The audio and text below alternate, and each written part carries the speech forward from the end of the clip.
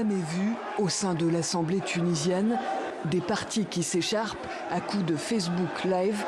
À gauche, Rached Ghannouchi, le président de l'Assemblée, fer de lance du parti d'inspiration islamiste Ennahda qui n'arrive plus à gérer. À droite, la députée Abir Moussi, héritière autoproclamée de Bourguiba et Ben Ali, qui s'empare de la tribune et qui refuse d'en être délogée. Comme la majorité des Tunisiens, cette journaliste politique est atterrée. Ça décrédibilise notre pays à l'échelle internationale au moment où on a vraiment besoin de soutien. On a vraiment besoin de stabilité politique. Ceux qui se sont déchirés durant le régime de Ben Ali, incapables de cohabiter dans l'enceinte démocratique. Des partis irréconciliables. Si vous parlez sous l'égide de la démocratie et vous êtes en train d'instaurer une dictature des frères musulmans, je pense là il faut tirer la sonnette d'alarme parce que c'est très dangereux. Nous, on est en train de défendre l'État. C'est des fascistes. Ils ont une conception que l'État c'est eux. L'État c'est l'héritage de Ben Ali. Donc l'État c'est l'héritage de la dictature. À chaque jour, son lot de nouvelles vidéos. Ici, on retrouve la députée Merzia Labidi. Ne me frappez pas! Ne me frappez pas! Les bagarres se multiplient, les uns et les autres s'accusant mutuellement des mêmes mots. Quand Abir Moussi ou bien Ennahda prennent en otage l'institution du Parlement, ce sont réellement des ennemis de la démocratie.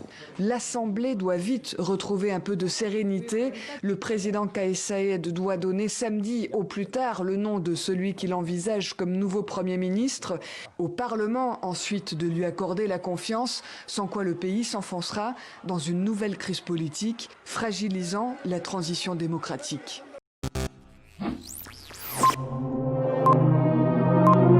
Vous êtes directeur du site africarabia.com consacré à la RDC. On rappelle les faits. Des magistrats et des militaires ont été nommés par ordonnance présidentielle. On rappelle qu'il y a deux camps au pouvoir. Le parti Cash du président Félix Tshisekedi et le FCC, parti kabiliste dont est issu l'actuel Premier ministre Sylvestre Ilunga. Or, le Premier ministre n'a pas été informé de la prise de ces ordonnances et l'a fait savoir par communiqué. Christophe Rigaud, déjà, un Premier ministre qui demande des comptes au président, ce n'est pas courant. Non, ce n'est pas courant, mais c'est assez logique dans cette coalition qui est un petit peu à bout de souffle et où chaque décision d'un camp est en fait contestée par l'autre. Le problème sur ces nominations au sein de l'armée, c'est que normalement elles doivent être discutées en Conseil des ministres. Ce n'a pas été visiblement le cas et le Premier ministre n'a pas reconnu la signature du vice-premier ministre qui a signé ces ordonnances.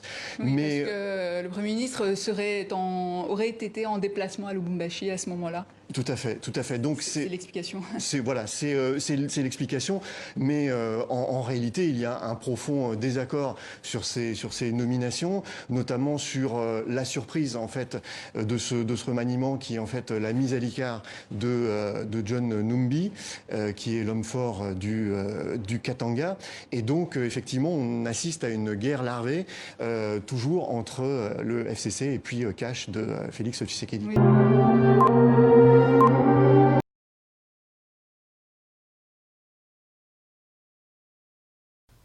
En Afrique, les chiffres sont sans appel. La pandémie du nouveau coronavirus risque de plonger plus de 29 millions de personnes sous le seuil de la pauvreté. Il y a donc urgence à réfléchir dès maintenant à la réponse à donner à l'impact de la Covid-19.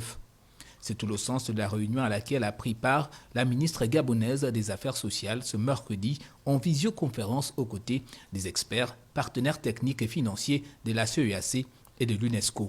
À travers le forum MOST, dont le lancement se tient ce jour, débute un processus permettant à mon pays, le Gabon, mais aussi à l'ensemble des États de la sous-région, de collecter et de mutualiser des informations précises sur la situation réelle de la pauvreté.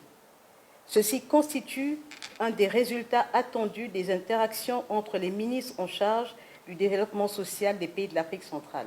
La pauvreté étant multidimensionnelle, il faut des réponses multiples, mais surtout coordonnées pour prendre des mesures préventives sûres et efficaces.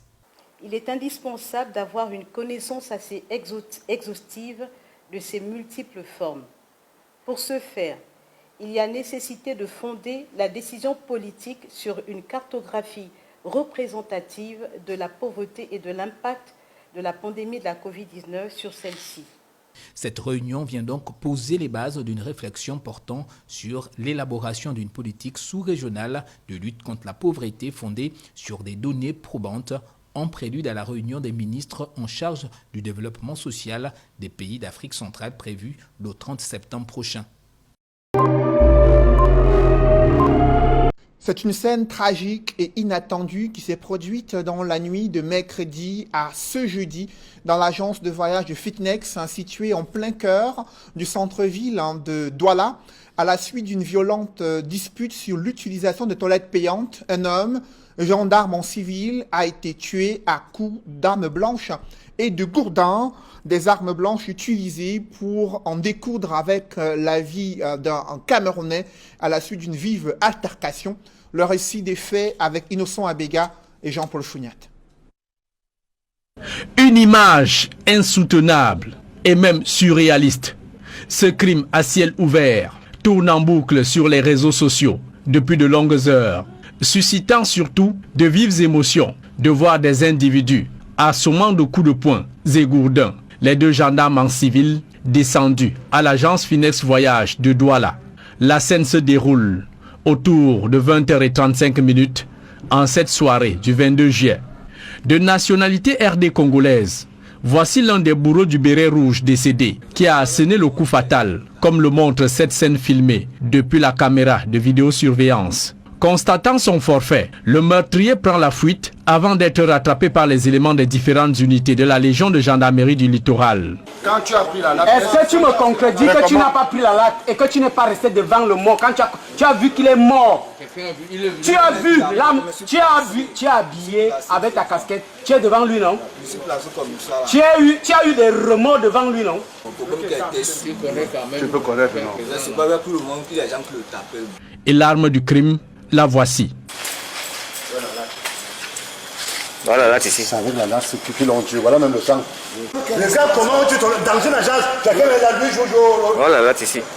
Selon des témoins de la scène, tout est parti d'un banal refus des agents d'entretien de Finex Voyage qui exigeaient des deux gendarmes une pièce de 100 francs CFA pour s'être soulagés dans les toilettes de l'agence. Ne possédant que des billets de banque sur eux, les deux voyageurs proposent même de faire la petite monnaie pour s'acquitter de leurs dettes. Mais c'est peine perdue, les chargeurs et chefs de cabinet King Kong bondissent sur les deux gendarmes qui tentent de se défendre au milieu d'une déferlante de brutalité jusqu'à mise à mort du sous-officier Liempeme Armel. Sur la dizaine de personnes impliquées, le chef d'agence, son adjoint et les chargeurs de la compagnie Finex Voyage sont interpellés pour refus de coopérer, tentative de destruction de preuves et obstruction dans une enquête pour meurtre.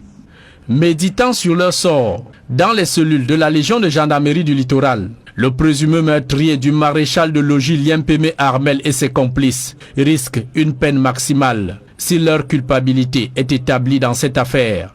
Son collègue, le gendarme-major Yule Yacho Aubin, est entre la vie et la mort à la garnison militaire de Douala Bonanjo. Les deux gendarmes étaient de retour de mission dans la région en crise du sud-ouest. Aux dernières nouvelles, l'agence de voyage de Fitnex a suspendu ses activités à Douala au lendemain de cette tragédie survenue dans son agence dans la nuit de mercredi à ce jeudi. La gratitude du Royaume-Uni de Grande-Bretagne au président britannique peuvent aider à réaliser la vision du président. Enfin, nous avons également discuté d'un certain nombre de défis mondiaux dans lesquels le Royaume-Uni et le Cameroun travaillent ensemble. Par exemple, dans le Commonwealth et sur le changement climatique. En poste dans notre pays depuis le 21 décembre 2017, son Excellence Rowan James Laxton, haut commissaire du Royaume-Uni dans notre pays, s'emploie depuis son arrivée à raffermir l'axe Yaoundé-Londres en vue de l'atteinte par notre pays de son objectif d'émergence.